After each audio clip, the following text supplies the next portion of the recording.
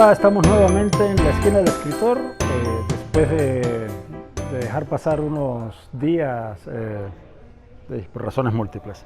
Estamos nuevamente en Miromundo, esta casa que nos acoge siempre con tanto cariño, y estamos en un momento del año interesante porque estamos celebrando el libro. Es el día del libro y hay varios días por delante, tal vez un par de semanas en que se celebra el libro, que sigue siendo, como decían algunas personas, un objeto mágico.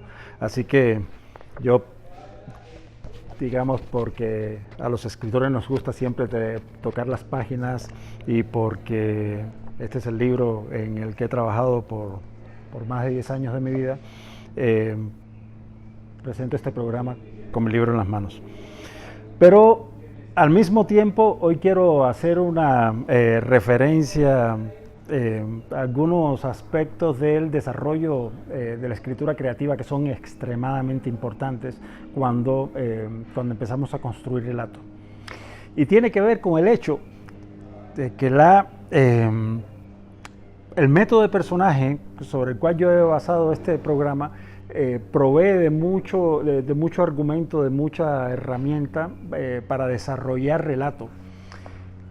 Pero siempre hay algunos, digamos, elementos externos que cuando uno enfrenta un método nuevo pueden causar cierta confusión y que han sido referidos en muchas metodologías anteriores o digamos en esto que ha producido y que ha heredado la dramaturgia clásica.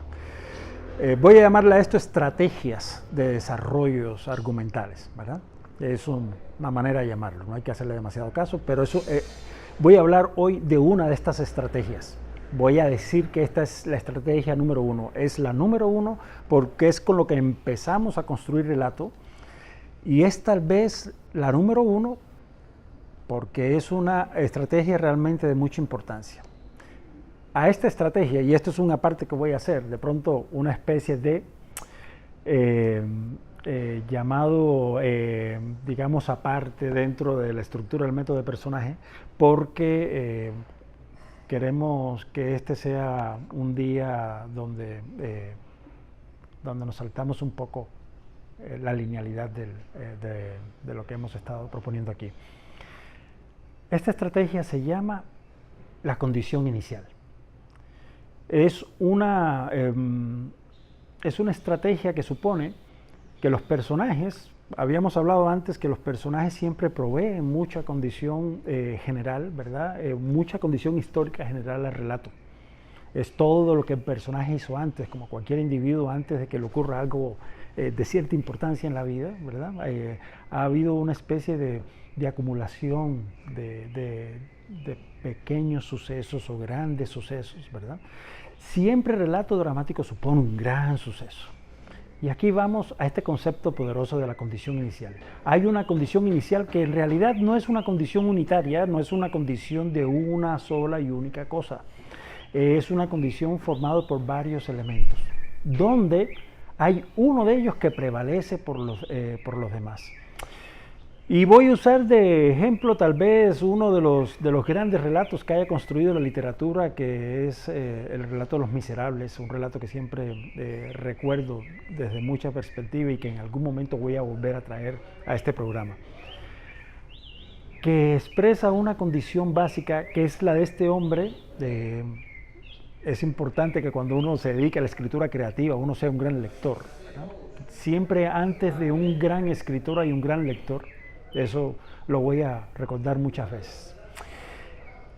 La escritura creativa se basa en mucho tiempo de lectura y mucha consolidación de un conocimiento sutil que provee la lectura. No, sino en primer y único lugar, buena literatura. Voy de nuevo a Los Miserables. Hago esta referencia al hecho de que realmente si quiere dedicarse a este mundo está obligado a leer, ¿no? Así que voy a hacer una referencia a una de las grandes lecturas que hay que hacer en esta vida, que es Los Miserables de Víctor Hugo. Y la condición inicial que está expresada en esta novela es la de un hombre que ha sido, por ciertas razones, de pronto no voy a contar mucho para incentivarlo a leerla, que ha sido condenado a años de galera en un barco. Esto quiere decir que son individuos que van a pasar una especie de prisión absoluta, ¿verdad? Durante muchos años remando en galeras de barco. Y este hombre logra escapar. Yo hago el llamado a la literatura porque en realidad nunca es comparable, es muy difícil, digamos, una novela como la de Víctor Hugo, llevarla con muy buenos resultados al cine, y de hecho lo demuestra la última película con esta versión musical, ¿no? En la novela tiene esta condición inicial muy claramente establecida, que es la de este hombre que logra escapar de galera. Y esta es una condición general muy específica, porque supone que este hombre, en primer lugar, siempre va a estar siendo buscado por alguien, ¿ok? Esa es la condición inicial. La condición general de haber estado en galera por muchos años supone que este hombre ha logrado superarse físicamente a sí mismo, de manera que tiene una condición específica en cuanto a fortaleza, en cuanto a carácter, ¿verdad?, que va a ir transmitiendo en cada lugar donde va a estar, hasta el punto en que se convierte en alcalde de un pueblo, lo siento por el spoiler, y allí sufre por una circunstancia ajena a él, él maltrata, digamos, en un accidente a una persona, y levantando la carreta con la que se produce el accidente, alguien descubre que ese es el tipo de fortaleza física que provee pasar muchos años en galera, ¿no? Y a partir de ahí empieza una persecución que es realmente épica, ¿verdad?, que construye todo el relato. ¿Okay? Esa es la condición inicial. Cuando un relato tiene una buena condición inicial, uno puede realmente construir a partir de eso episodios tras episodios. Y llamo la atención sobre eso porque si consideramos que la serie para medios digitales, ¿verdad?, estas grandes series que han salido en los últimos años en plataformas como Netflix, HBO Go, Amazon, se comprenderá fácilmente que tener una muy buena condición inicial supone que uno tenga realmente material para construir relatos hacia futuro muy consistentes. ¿Okay? ¿Qué pasa en primer lugar con la condición inicial? Bueno, construir una condición inicial se basa en un concepto que realmente a mí me ha interesado mucho y que descubrí hace muchos años en mi vida, que llamo la situación límite. Situación límite. Básicamente quiere decir que el personaje siempre tiene que estar en un mecanismo en que la vida le puede ir, ¿no? En esto tengo que hacer una aclaración porque pareciera que todo relato contemporáneo se fundamenta en que el personaje tiene que estar a punto de morir o hayan personas alrededor de él que van a ir muriendo. Y eso realmente no es la visión que yo quiero heredar de la situación límite, porque situación límite puede ser como hizo muchas veces este gran maestro de la imagen que fue Bergman, ¿verdad? Ingmar Bergman, el cineasta, construir esa psicología en la cual el individuo tiene que estar, tiene que superar algo en lo que le puede ir la vida, aunque sea una superación de carácter psicológico, ¿verdad? Aunque sea esa discusión sobre cómo se construye la pareja, ¿verdad?, en estas películas de Bergman donde hay esa indagación profundamente psicológica sobre la relación humana, ¿verdad? Siempre hay un tipo de estructura en la cual el personaje puede ganarlo o perderlo todo, ¿no? Un juego binario en que de sí o no, ¿verdad? La situación límite se construye sobre este concepto, ¿verdad?, sobre el concepto binario de que se obtenga o se pierda todo. Y los personajes, los buenos personajes, y cuando hablo de los buenos de los personajes, en este caso me estoy refiriendo al personaje de fuerza activa, la triada principal que hemos hablado antes, ¿verdad? El personaje que yo llamo A1, ¿verdad?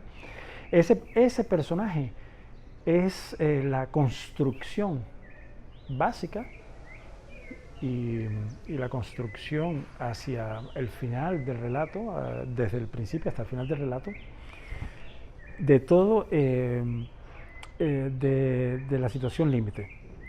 La situación límite entonces es la base de la condición inicial o de ese conjunto de situaciones básicas sobre la cual se construye la condición inicial, que debe ser lo suficientemente fuerte para generar relato de aquí en adelante. ¿Okay? Cuando uno, digamos, había puesto el ejemplo de Los Miserables, pero podría poner, por ejemplo, cómo construimos, digamos, una condición inicial. Podría poner un ejemplo personal, un ejemplo de un relato en el que he estado trabajando por algún tiempo.